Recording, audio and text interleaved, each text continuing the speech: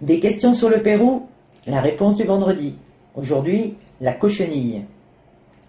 Aimez-vous les insectes? Parce que vous en mangez régulièrement sans le savoir. Par exemple, la cochenille. Elle permet de colorer beaucoup de plats que nous mangeons, de la charcuterie au soda, en passant par les yaourts. Elle se retrouve aussi dans des produits cosmétiques, pharmaceutiques et jusqu'à nos vêtements, particulièrement quand ils sont bio. Ce petit insecte produit un colorant qui permet de produire le E120, entre autres utilisé dans le Coca-Cola. La cochenille est aujourd'hui le seul insecte autorisé à la consommation en France. Mais d'où vient-il? Eh bien, majoritairement du Pérou, premier exportateur mondial. À une cinquantaine de kilomètres avant d'arriver à Arequipa, en venant de Lima, vous apercevrez des champs d'opuntia, ce que nous appelons figuier de Barbarie, recouverts de taches blanchâtres ou décorés de petits carrés de papier. Eh bien, voilà d'où vient la production de cochenille. La cochenille est un insecte parasite qui vient se fixer sur la raquette de certaines variétés de cactus et se nourrit de sa sève. Le Pérou fournit 80% de la demande mondiale et la production s'étale toute l'année.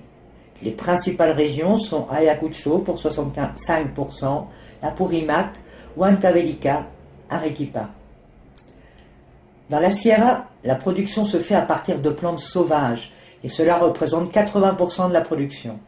Le rendement y est faible, 40 à 60 kg de cochenille sèche par hectare. Cela correspond souvent à un revenu d'appoint des paysans, mais la qualité n'est pas toujours présente. Au contraire, sur la côte, une culture plus industrielle des plants permet une récolte de 150 à 200 kg hectare et une meilleure réponse au marché en termes d'uniformité et de concentration de produits. La quasi-totalité de la production est exportée. Comment ça marche? Les cactus s'infectent avec des femelles pleines collées dans de petits sacs fixés avec des cure-dents ou des épingles. 10 à 12 cochenilles par sac et 8 à 10 sacs par plant. Le cycle de vie varie de 2 à 6 mois selon la zone géographique et sur la côte par exemple, les meilleures périodes sont les mois d'avril, août, décembre.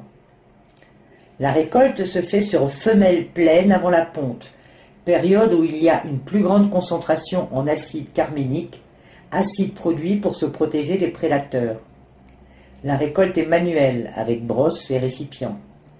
Les insectes sont tués par immersion dans l'eau chaude, après quoi elles sont séchées, et par l'exposition aux rayons du soleil, de vapeur ou la chaleur d'un four. Chaque méthode produit une couleur différente. L'utilisation majeure au Pérou est la teinture artisanale de la laine et des tissus. La gamme de couleurs est étendue en fonction d'une part des techniques d'extraction et d'autre part des mélanges qui peuvent être faits. Jus de citron, sulfate de fer, alun, chaux. La France est considérée comme le plus gros importateur mondial. Le colorant issu des cochenilles est utilisé par exemple dans la fabrication des saucisses de Francfort pour leur donner une couleur rosée, ainsi que dans d'autres charcuteries, certains yaourts ou sodas, comme l'orangina rouge, le Coca-Cola, dans certaines productions de tarama, dans les boudoirs roses, ainsi que dans certains bonbons. Il est aussi utilisé dans l'industrie cosmétique. Dans le passé, on utilisait également des petits coquillages pour teinter les tissus rouges et les toges, particulièrement en Méditerranée. Ce colorant particulièrement onéreux a petit à petit disparu au profit de la cochenille. Elle-même a partiellement disparu avec la maîtrise des colorants chimiques, moins chers et souvent plus efficaces. Néanmoins, si la cochenille refait surface aujourd'hui, c'est aussi parce que de plus en plus de consommateurs demandent une alimentation plus saine, plus naturelle. Le karma est donc utilisé en remplacement des colorants alimentaires synthétiques, dont on soupçonne les effets néfastes pour la santé. Il est cependant à noter que le terme naturel n'est pas nécessairement synonyme de sécuritaire. Il y a eu des cas très rares de réactions allergiques sévères par choc anaphylactique associées à l'utilisation du carmin comme colorant alimentaire. De plus, à l'instar des colorants synthétiques, le karma est parfois associé à l'hyperactivité chez l'enfant. Chaque vendredi, nous allons tenter de répondre à des questions récurrentes d'actualité sur le Pérou. Pour être sûr de recevoir nos informations, souscrivez à notre canal YouTube, suivez-nous sur Facebook ou visitez notre page web.